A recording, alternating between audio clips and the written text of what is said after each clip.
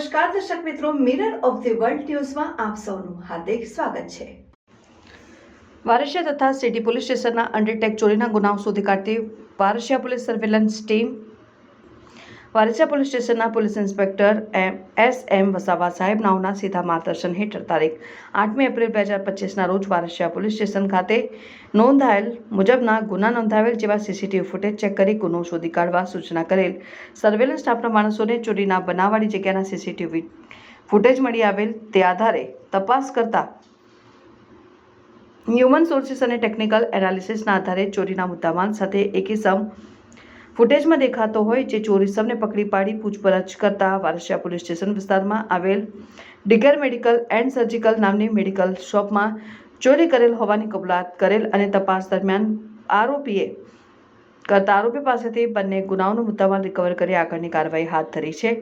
આરોપીમાં કિશનભાઈ મેવાભાઈ ઉર્ફે મેલાભાઈ વાઘરી, દેવી પૂજક, ઉંમર વર્ષ 60, રહેઠાણ મારુતિ નગર લીંબડીની પાછળ, રામદેવનગર પાસે, ખોડિયારનગર, બાપોદ, વડોદરા શહેર।